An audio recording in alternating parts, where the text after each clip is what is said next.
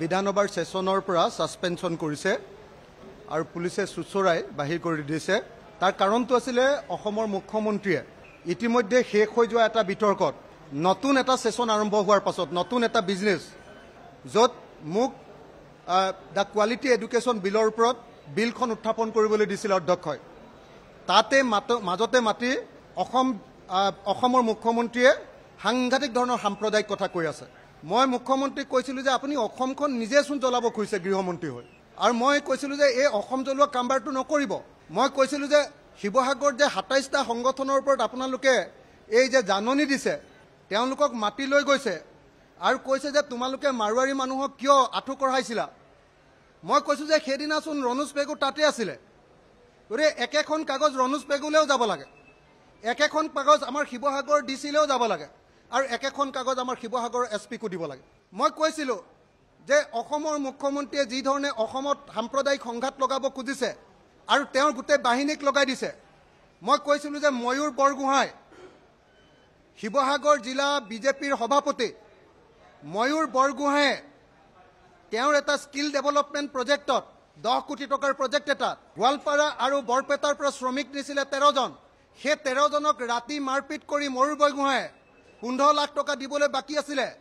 সেই 15 লাখ টকা নিদি ময়ূৰ বৰগোহাঁই বিজেপিৰ শিৱসাগৰ জিলাৰ সভাপতি ময়ূৰ বৰগোহাঁই মাৰপিট কৰি ৰাতি 10:30 বজাত সেই শ্ৰমিকবিলাকক মাৰপিট কৰি খেদি দিছে।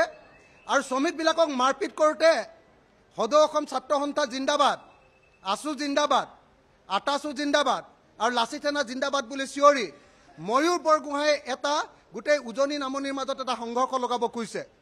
মই কৈছিলোঁ যে সেই মানুহজনক কিয় গ্ৰেপ্তাৰ কৰা নাই। আৰু যেতিয়া তাৰ পাছতো অসমৰ মুখ্যমন্ত্ৰীয়ে যেতিয়া সাম্প্ৰদায়িক কথা কৈ আছিলে, মই তেখেতক কৈছিলোঁ যে আপুনি অসমৰ ৰজা নহয়, আপুনি যি মন যায় তাকে কৰি থাকিব নোৱাৰে ইয়াত। মই কৈছিলোঁ যে আপুনি হিন্দু মুছলমানৰ মাজত কাজিয়া লগাই থাকিব, এই কথাটো আমি কেতিয়াও মানি নলওঁ। আপুনি অসমত গৃহমন্ত্ৰী হৈ সাম্প্ৰদায়িক সংঘাত কৰিব, সাম্প্ৰদায়িক সংঘৰ্ষ লগাব, এইটো আমি মানি নলওঁ। আপোনাৰ চেলা চামুণ্ডাই মানুহক মাৰিব আৰু মৰাৰ পাছত আপোনালোকে সেইটো হিন্দু মুছলমানৰ যুঁজত পৰিণত কৰি দিব, এইটো আমি মানি নলওঁ। এই বুলি কোৱাৰ কাৰণে মোক সংসদৰ পৰা বিধানসভাৰ পৰা বাহিৰ কৰি দিছে। মই কৈছিলোঁ যে আপুনি গৃহমন্ত্ৰী হিচাপে ব্যৰ্থ হৈছে, আপুনি পদত্যাগ কৰক। আপুনি গৃহমন্ত্ৰী হিচাপে নিজৰ গৃহযুদ্ধ লগাব খুজিছে, আমাৰ নিজৰ মানুহৰ ভিতৰতে যুদ্ধ লগাব খুজিছে। আপুনি ষড়যন্ত্ৰকাৰী, আপুনি সংবিধান ভংগকাৰী, আপোনাক গ্ৰেপ্তাৰ কৰিব লাগে, আপুনি পদত্যাগ কৰক। এই প্ৰশ্ন মই বিধানসভাত উত্থাপন কৰিছিলোঁ আৰু উত্থাপন কৰাৰ কাৰণে মোক বাহিৰ কৰি দিছে। আৰু মই বাহিৰ কৰি দিয়াৰ কাৰণে সুখী, কাৰণ মই একদম শাসনত থকা মানুহক প্ৰশ্ন কৰিছিলোঁ, আপুনি ৰজা নহয়, আপুনি যি মন যায় তাকে বিধানসভাত কৈ থাকিব নোৱাৰে। মোৰ সময়খিনিত কৈছিলে, মই আজি কোৱালিটি এডুকেশ্যন বিল যেতিয়া আনিছিলোঁ সেই সময়খিনিত অধ্যক্ষই মাতি দিলে যে অখিল গগৈ কোৱালিটি এডুকেশ্যন বিলখন উঠাব লাগে। মই উঠাবৰ কাৰণে উঠিছোঁ, উঠাৰ লগে লগে মোক কি কয় হিমন্ত বিশ্ব শৰ্মাই একদম পৃথিৱীৰ সাম্প্ৰদায়িক কথা কৈ আছে, আৰু চব মিছা মিছা কথা, চব অসত্য কথা, চব 2 নম্বৰী কথা, হিন্দু মুছলমানৰ মাজত কাজিয়া লগোৱাৰ কথা, আৰু অসত্য তথ্যৰ ভিত্তিত কৰিছে এইটো। সেইকাৰণে মই কৈছিলোঁ আপুনি এইটো নকৰিব, আপুনি গৃহমন্ত্ৰী, আপুনি অসমখন ৰখাব লাগেনে আপুনি অসমখন ভাঙিব লাগে।